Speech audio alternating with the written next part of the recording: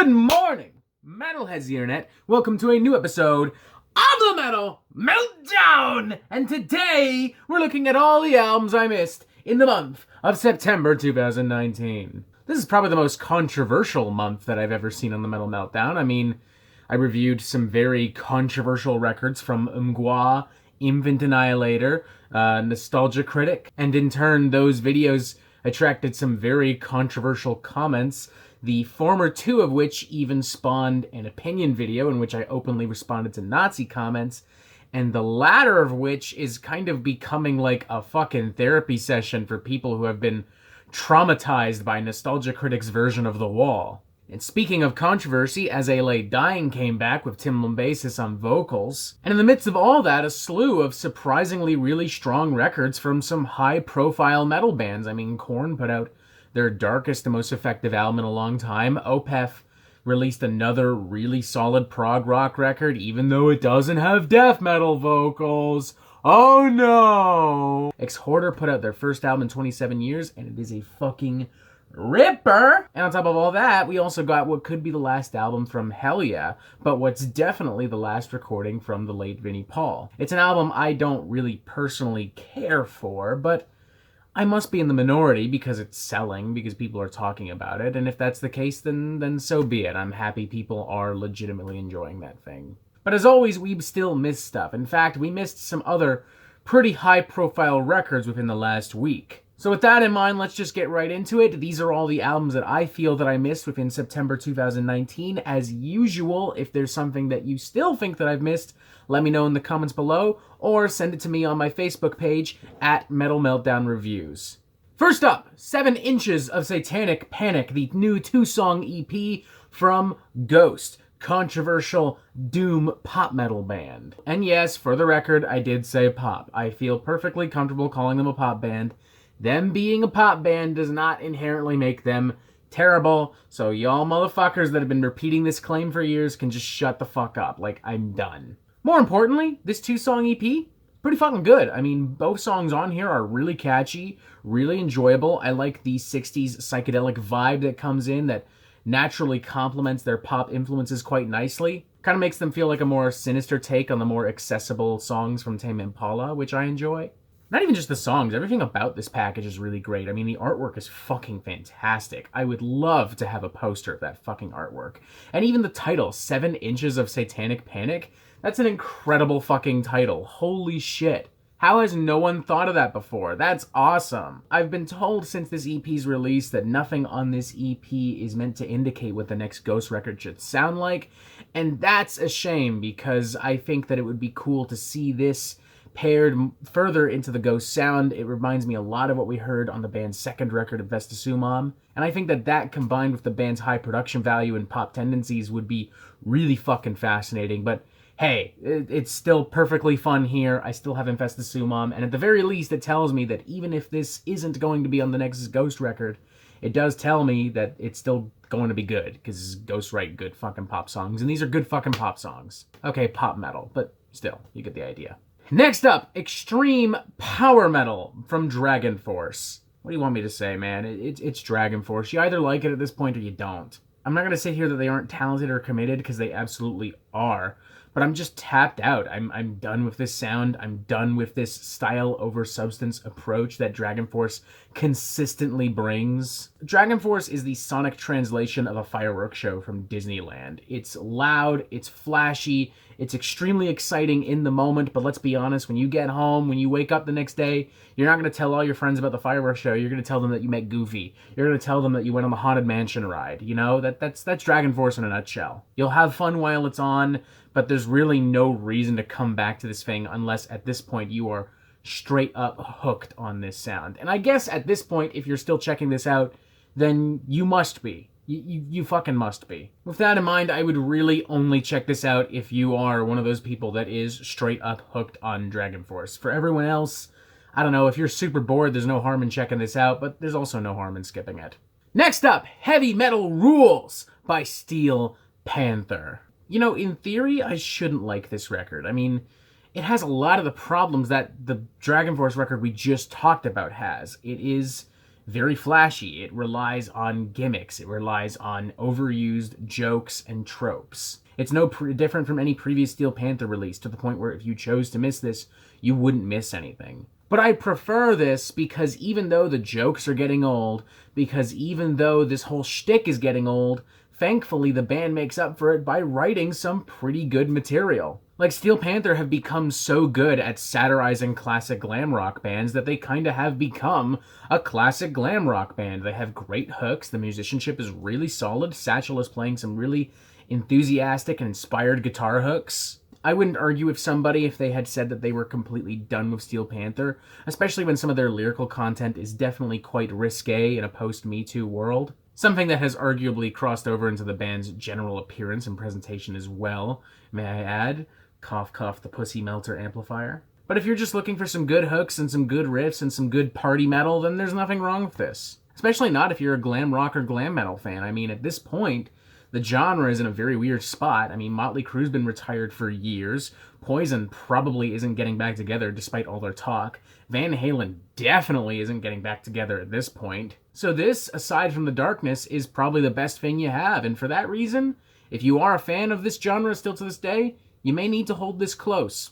Just saying. Next up, the Blackbird Sessions EP from Beartooth, an American hardcore punk band. Shows a much different side to, or at least I thought they were a hardcore punk band. That's at least what I was told. It's hard to tell from this EP, which definitely pulls more from folk music, country rock, southern rock. Not that that's a bad thing, mind you. I'm just making a point that it is inherently weird that I was told this was a punk band, and I ended up with an acoustic EP.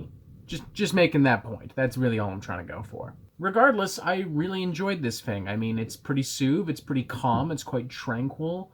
It's not the most engaging piece, but that's fine. It's an EP, it's 16 minutes long. It works fine as just a little chill pill, perhaps in between listening to any of the other records we've talked about so far. I don't know if these are sounds or ideas that Beartooth has experimented with before, because truthfully, I don't really know a lot about this band. I've never really even listened to much of their stuff. But if it isn't, then it is nice to see this side of Beartooth. And for longtime fans, I think that this will offer something a little bit different, a little bit of a palate cleanser following their previous record, which I'm going to assume was objectively heavier. Again, I really don't know. I'll have to spend some time and look at some of their back catalog stuff. The only real nitpick I have is I think the final track goes on a little bit too long, but once again, 16-minute EP. It wraps up pretty nicely, all things considered.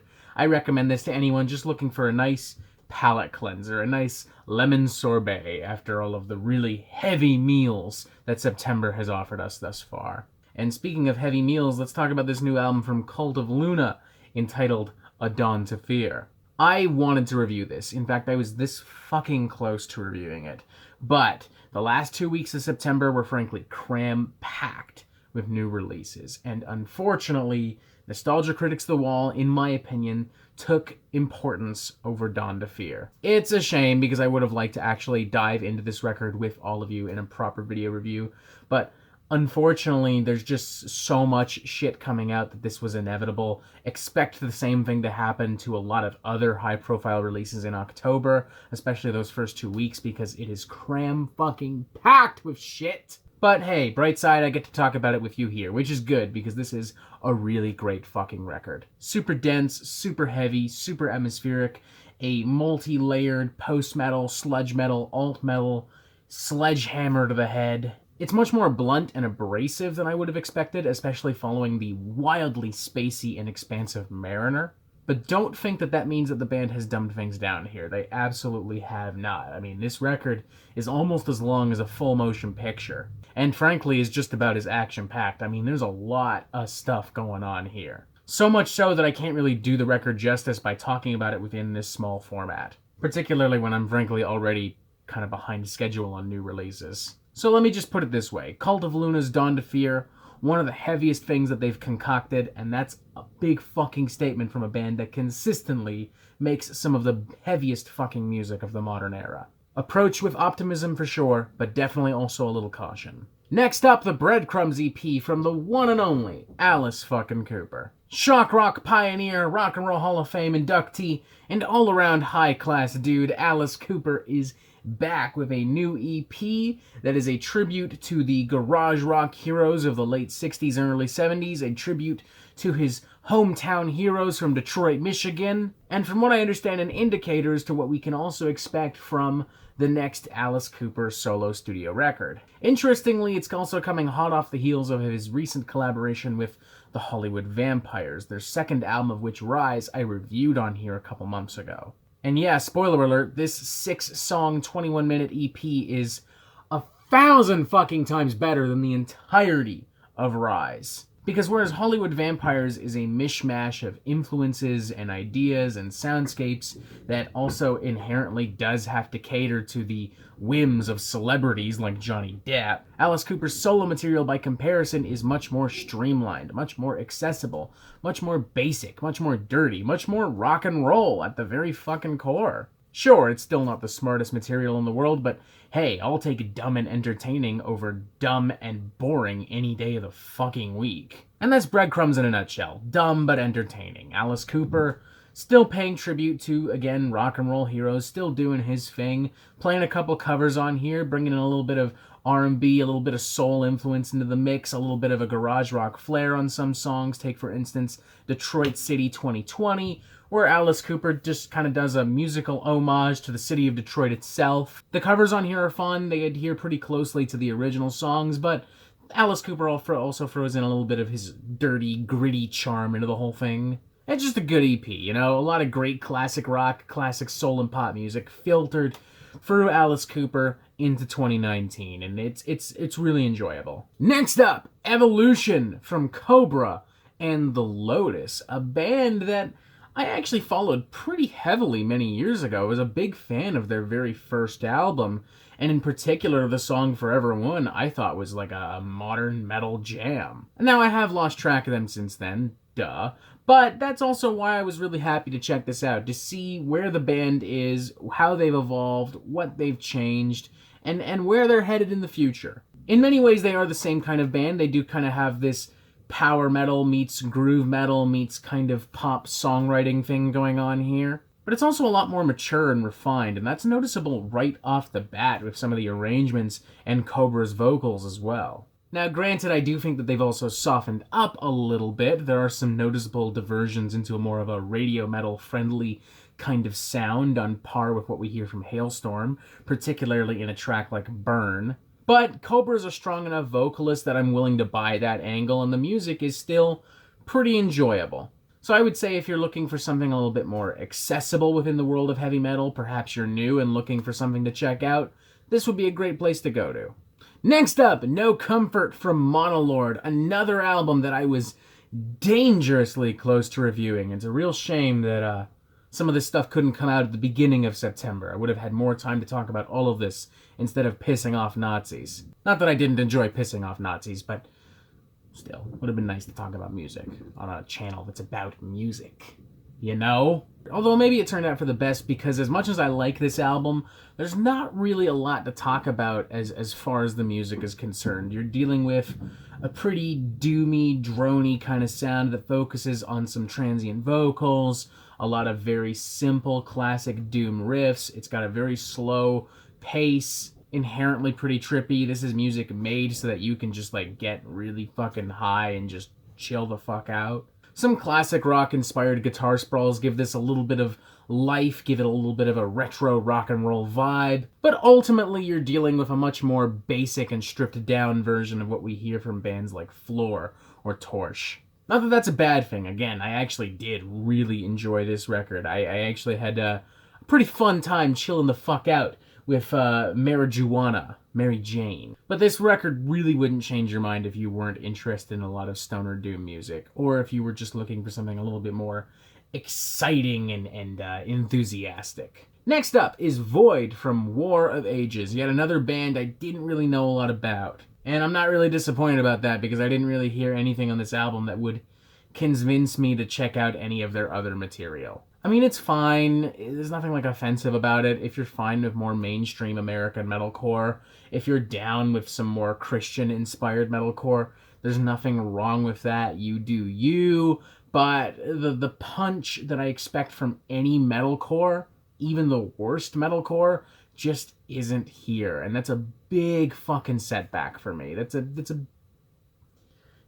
big deal. Like, I didn't care much for the new As I Lay Dying record either, but it has enthusiasm, it has energy, the guitars have genuine punch, the drums pound like fucking hammers, the vocals are super in-your-face and abrasive. Still don't like it, but I won't argue that it delivers the punch that people expect from fucking metalcore. This, by comparison, is such a sonically weak fucking record. It is metalcore by musical definition, but it just doesn't have the fucking metallic bite, the oomph that I expect from this. And the killer is, I can't tell if this falls on the hands of the wafer-thin sound mix or the incredibly generic songwriting. Like, I feel like fixing just one of those things would solve a lot of fucking problems, and I don't know which one to really put the blame on. You know what? Let's flip a coin. I'm dead serious. We're gonna flip a coin right here. Heads, it's the sound mix. Tails, it's the songwriting. Heads. So, sound mix. Next up, Mordial by Car Bomb, an album recommended to me by the one and only Trevor Burns, #1 fan of the Metal Meltdown. Or at least the most frequent visitor of the Metal Meltdown. I honestly would not know who the #1 fan is. Although y'all are free to fight about who's the #1 fan if you like. I don't mind one bit. He described this thing as the Dillinger Escape Plan meets Meshuggah, and I 100% agree with that, to the point where I actually don't have much else to add. I mean, it's wildly heavy, it's incredibly hectic, manic almost, it's incredibly challenging and uncompromising, and it just plain batshit nuts at certain points, to the point where it starts to become a little bit odd and uncomfortable, and not in a good way. Like, you almost want to look at these guys and just tell them to calm the fuck down, to take the coffee pot out of the studio, to make sure there's no candy, there's no sugar in the studio, to make sure they've all had a healthy breakfast, to make sure that they're all good. Because, like, my god, there's some wild shit on here. With that in mind, this is definitely not going to be for everyone, but if you're looking for something that's just plain crazy and super heavy, then you're gonna have a goddamn blast with this thing. Next up, All Flesh is Grass from Godeater.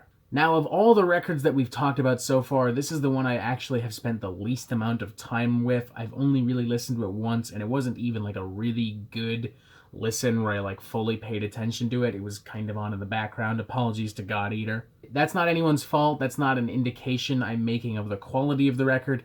That has more to do with the fact that I actually have kind of a busy life right now, and there are other things that just got in the way. So therefore, I don't really feel like I can give you a full informed opinion of this record, but I can tell you, from the bits that have stuck with me, from the parts where I really truly did pay attention to this record, it's really cool. It's a really dirty kind of tech death meets melodic black metal kind of thing. It's really dark, it's really crusty, it's really cool. There's a really cool dark energy about this thing. The only other thing I can say is I wish the sound mix had a little bit more bite to it, but the songs, the quality still shines through, so no harm done. I would have really liked to have spent more time fully analyzing this thing, but I had to get this video recorded today because I have shit that I have to fucking do, and I apologize for that, because that's very rare of me to do, and it's not really professional. Life just got in the way today. There's no other way to explain or excuse it. I will say that I will revisit this record, because I legitimately really enjoyed what I truly did here. And perhaps in that case, if my opinion changes, then I'll leave it in the comments or whatever.